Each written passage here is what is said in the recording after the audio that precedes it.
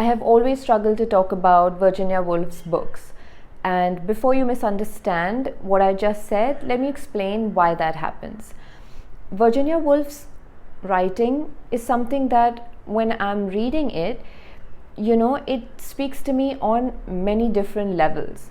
There's this abundance of material there. There's wisdom, hope, fear, desire, acceptance, and all of that just floods the brain in a good way, of course, but it becomes difficult then to articulate exactly what I'm thinking or feeling. Hi, this is Amreen, and today's video is about Virginia Woolf's To the Lighthouse.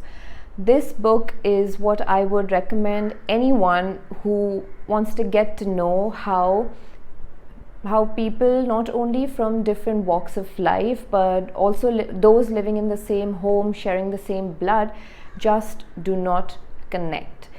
It's about the distance that exists between one human and another, about the judgments and notions that we form for one another, about the inner conflict we ourselves deal with constantly as a result of interaction with others. The Ramsay family and that distant, mysterious lighthouse. That's what the story revolves around. What every character thinks, be it someone from the same family or one of the guests that they invite into their home. Every character's inner voice you get to understand and sometimes even relate to. I'll read out Mrs. Ramsay's thoughts at one point in the book.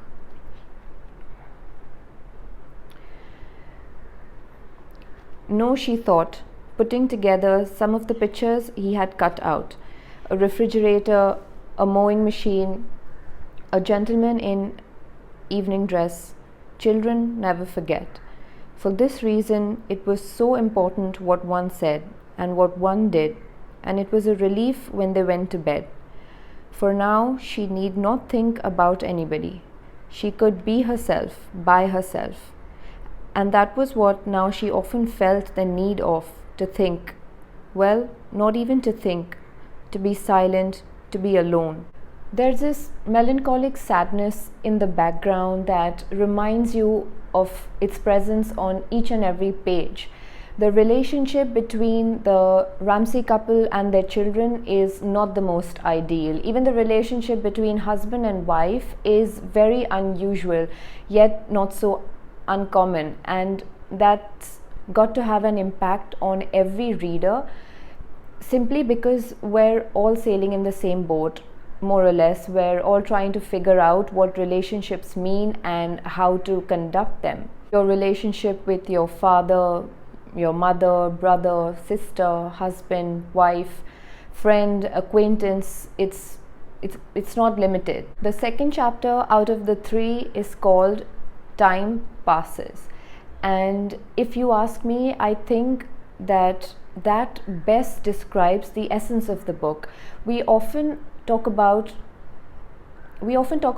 time as this great unwinding of life, which it is obviously, but what it also is, it's that movement that exists to make the past, present and future seem non-essential.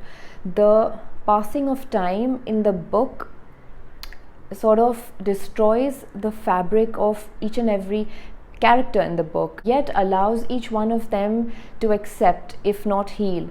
And Virginia Woolf has so articulately and beautifully described this movement of time through not only characters but also nature and objects. Nothing stirred in the drawing room. Those fumbling airs you can neither touch nor destroy. A purplish stain upon the bland surface of the sea, as if something had boiled and bled invisibly beneath. There were boots and shoes and a brush and comb left on the dressing table, for all the world as if she expected to come back tomorrow. There are deaths you don't anticipate, yet soon accept and move on, but not in an inconsequential manner. Virginia Woolf, I think, through the Ramsay family, brings to life the acceptance of death. She unfolds the shallowness and weakness of human existence, which encompasses everything from feelings, hopes, desires, to the brevity of it all. I think that's the best I can do at the moment to describe to you Virginia Woolf's To the Lighthouse.